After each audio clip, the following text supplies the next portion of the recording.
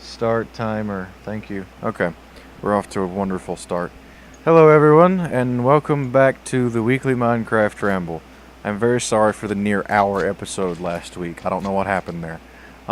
This week is starting a new trend. I have with me my good friend Martin. Say hello, Martin. Hello, Martin. Good job. On the ball already. Excellent. Yay.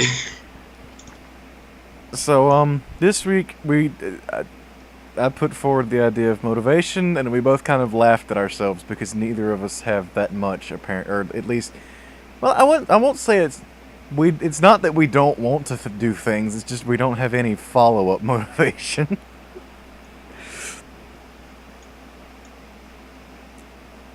Was that the part where I I'm don't, supposed to be saying something? it's a conversation, Martin. Talk to me. Eh, well, yeah.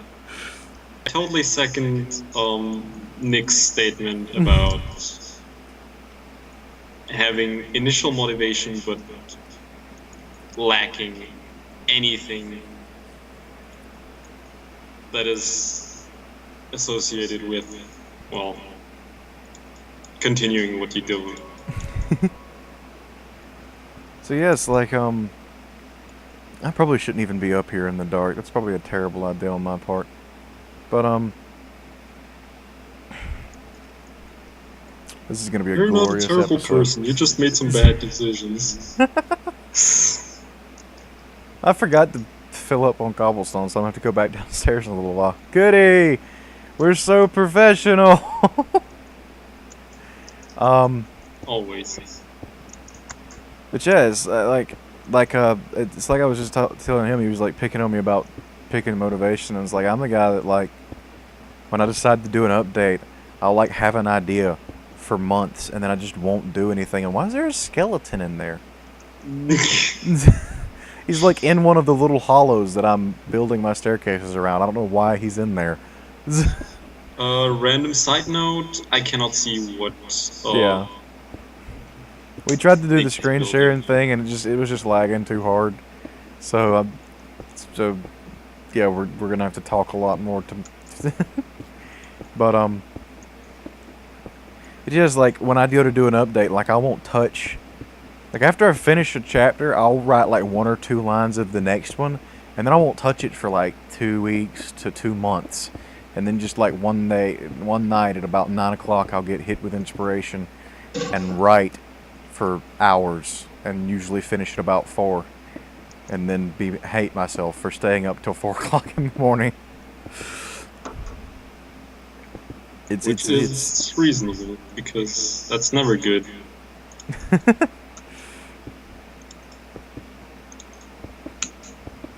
Which is like it's I guess it's like everybody's like I'm just not motivated, and it's like I don't think it's motivation that's necessarily the issue, as much as it is acting on that. And I guess that could be an argument of semantics, but it's like I want to do stuff, I just don't, and I don't know if that counts as motivation or if the wanting to do is the motivation.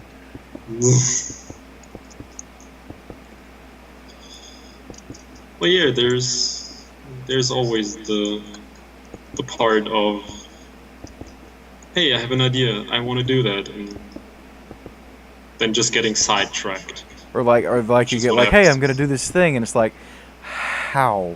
Yeah. That's the best one. They're just like, all right, we're gonna do a thing. How do we do the thing? No idea. Great, no more doing thing. There's a okay. That was the case last year when no, sorry, train of thought. So to all of the people, all of the 3 people who might watch this, I visited the States, and especially Nick in that context, last year. But we had been planning that for about 2.5 years. I had the motivation, I just, like Nick said, I had no idea how. That's all there is to say. Or like a problem I'll have when I'm writing is I I've got like the end point in mind, but there's like all these little things that have got to happen to make it cohesive, and those are the parts that I stumble on because like I'll go ahead and say it. I've gotten at least another 6 or 7 chapters worth of In the Name of the Moon planned out, but I have to get through this next one before I can use any of it. So that's one of the things that's keeping me held back on that front.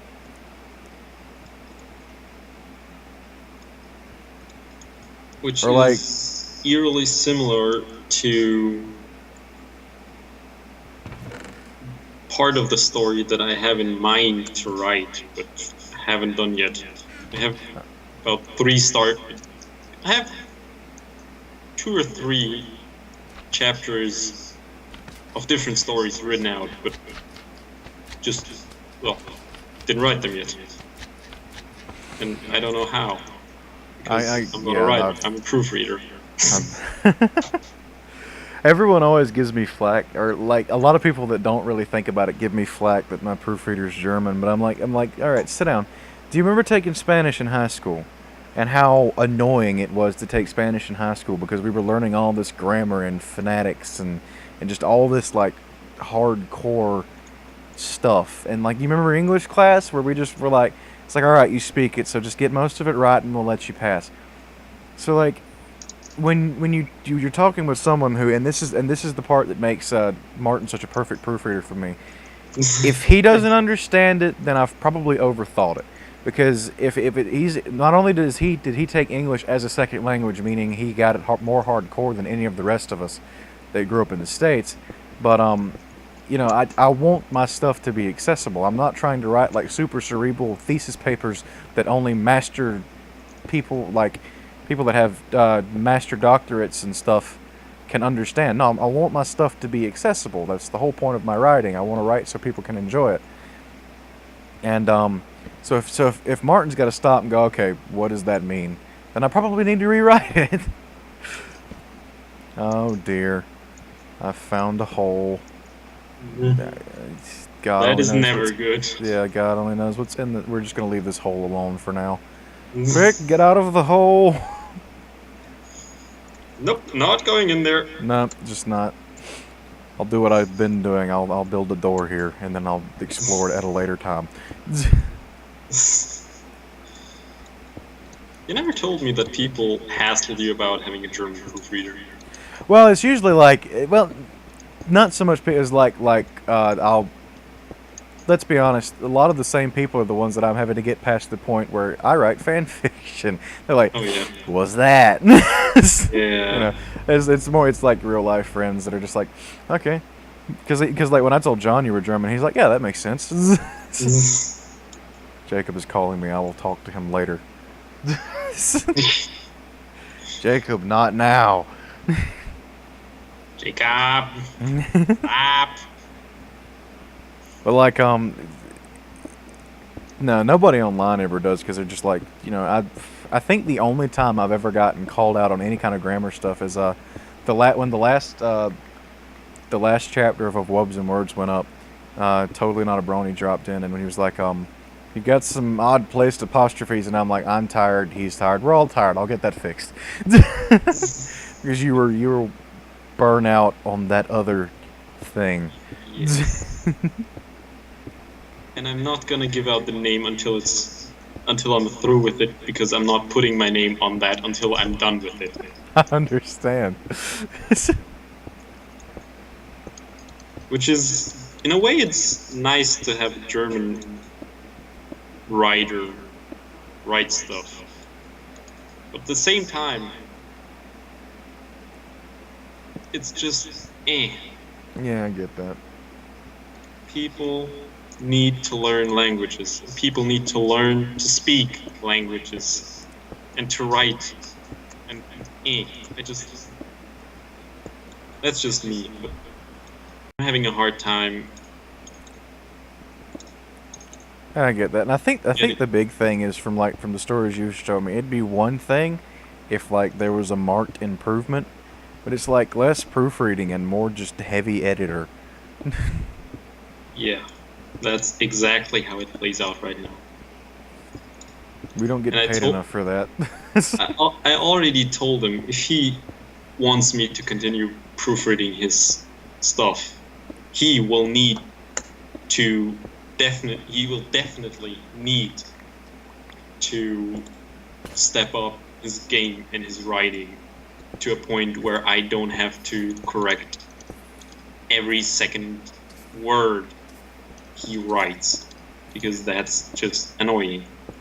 Well, I mean that's only fair because but like a lot of people would say, and I say a lot of people, and when I say a lot of people, I basically just mean internet trolls and drunks and jerks like that. Yeah. But like people would say that you're being self-righteous or stuff like that, but at the end of the day, you're an unpaid proofreader who's doing something for someone because you felt like it. And if it gets to the point where you can't handle that, you have every right to step down. Even a paid editor has a right to say, I can't handle this. It's not saying it's not saying it's not like you're saying I hate you and I don't want to do this thing for you. It's like I have things that I need to do that aren't devoting my entire time to this. Yes. That is exactly how I feel right now.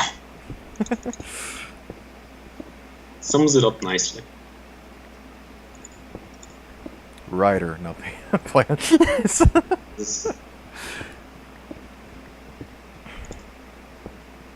Especially since there's something that you've been going on about for a while now. Yeah, but you need to get on to it. Yeah. I only pester you because I know you'll thoroughly enjoy it. Oh, I will. Just need to get around to it. But yeah, there's that, and like there's always the thing that's like, you know, I've talked with 9 times out of 10 if I'm trying to get a friend to do something, it's just because I want to enjoy something with that friend. Like, you need to do this. It's like, why? So that we can have a thing. It'll and be you have great. A point. You definitely have a point.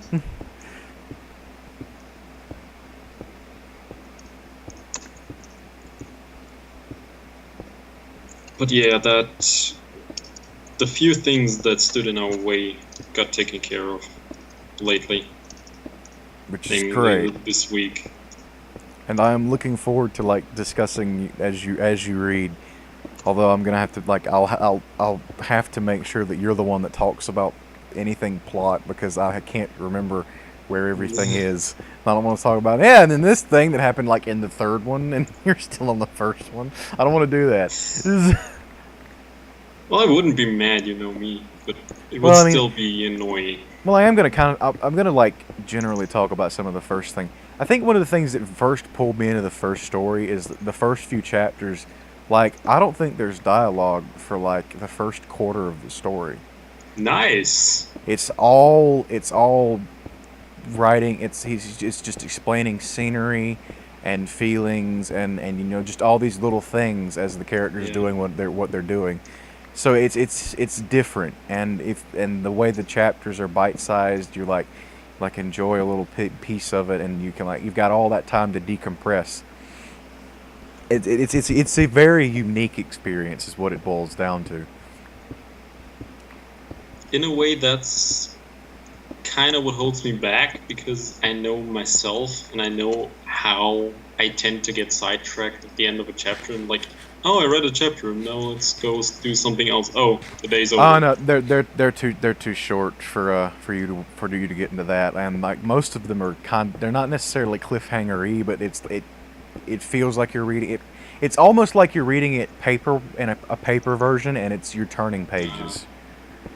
Nice.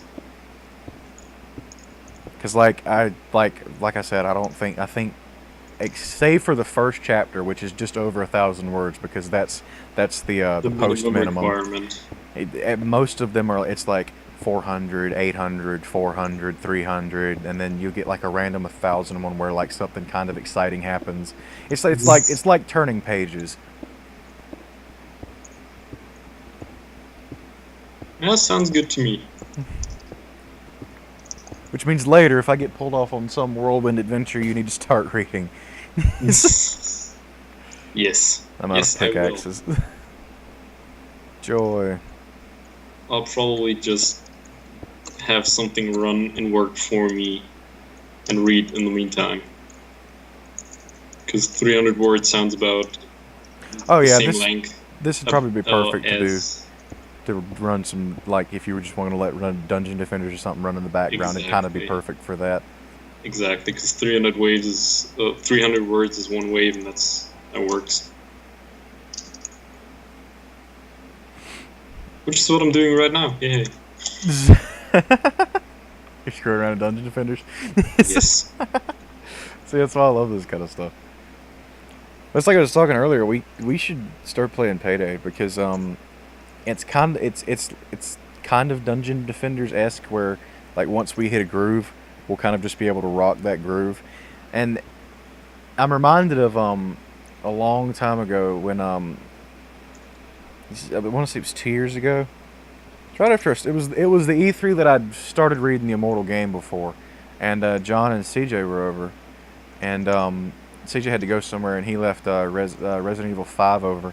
And when he left, me and John were still figuring stuff out, so we were freaking out and screaming at each other and all that great stuff. And he was gone for maybe 2 hours. And when he got back, we had, like, we'd settled into this perfect little groove to where, like, he said there's just this drastic change from when I left and y'all were screaming at each other, and I got back and you're like, all right, there's a thing over there, cool, I got it. All right, cool. All right, now we're gonna go over here, and then it's, hey, is that a thing? Yeah, okay, cool. It's just like zoned in. It's great. I love it. That's the best way to do things.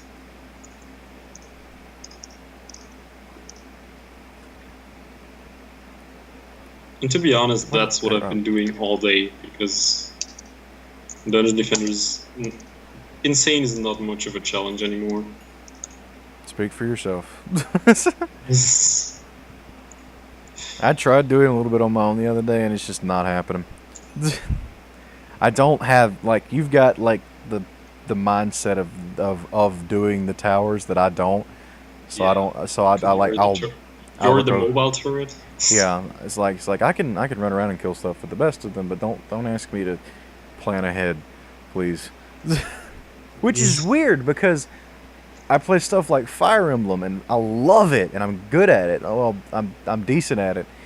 That's something else. I've kind of been on like a hardcore binge lately, to where like I've mentioned that I started playing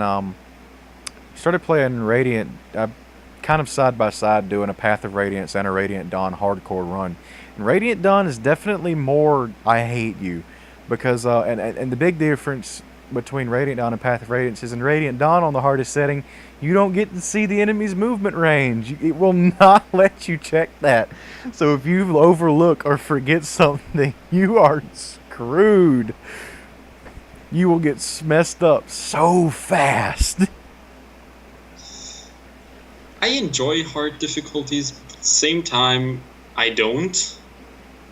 Well, I don't like it if it's not fair. That's one thing, if it's not fair. But Path of Radiance is enough of it's not necessarily random, and it's not as bad as XCOM, because it's all XCOM. Well, it's all Path of Radiant. Fire Emblem is all either it's you don't have to worry about cover or stuff like that. It's all set math, and it's not, it's all based on, I don't want to say dice rolls, because it's not really. You just have like you have like a chance of this. You have hit chances that are determined by your speed and the enemy's speed, and it's all predetermined by stats, and that's what determines all the chances and stuff. And it's all very math. And hang on a second, I'm gonna restart the recording. But it's to the point where it could very, very easily be a pen and paper RPG. I actually tried to put that together one time, and I just don't have the head to line everything up. But I think that'd be really cool. A pen and paper version of Fire Emblem would be really fun. But let's see. We're heading into our third timer now, which means we're right at 20 minutes. So I guess we'll go ahead and start wrapping this up. We might as well. Yeah. But we ended up not talking hardly any about motivation at all, which is why this is called the Ramble. Yay. I'm just gonna start working my way back, and we'll kind of, you know. But yeah, um, I feel like this has been a bit more interesting because it's been more than just my train of thought. Not necessarily saying that your train of thought is more unorganized than anything we come up with as a team. Well, Yeah, fair enough. But my point being, it's not just I'm because like the direction changed multiple times based on question and answer, and like I actually yeah. learned some things here. Like I didn't know that you had that many stories planned. I do, and I think I told you about one or two of them, but yeah. No, you know what? I remember a couple of them now. I just didn't earlier. Yeah. But yeah. And There's like I've there's got always room to improve. right. I've There's actually got never time to actually improve. I've actually got a I piece of the next chapter of Webs and Words wrote down that I wrote down almost a year and a half ago. That I'm actually going to get to use now. So that should tell you probably how long it'll be for I've got half of the stuff in my head planned out where I can use it. Yeah, that's pretty much the thing with me and hardcore difficulties, because I enjoy a challenge, but I'm just in that regard I'm really impatient, and that's why I don't enjoy XCOM Impossible, because it just screws me over. I get that, and I think it's easier for me to put up with Fire Emblem because it's more defined. Where it has a very specific rule set, and very rarely are you going to get somebody that does something random or off the wall. You don't have to worry about you know like cover. That's not an issue because cover's like one that Yeah. always throws me off. So like Fire Emblem's easier to do. It's all set. It's all pretty much set in stone. You've got set strengths and weaknesses. You've got set ranged and direct attacks. Just so it's tiled more specifically. I'm not going to say better, but more specifically. Um, just stuff like that. Yeah. But yeah, I think that's what we're going to call it for this one. Um, Cool. So I hope you all enjoyed me having my guest on. I've put the word out there. I'm pretty consistently going to have Martin on, but we may have a third here and there, and that could be fun. So hopefully look forward to that. If nothing else, me and Martin will see you again next week. Woo! Catch you guys later. See ya.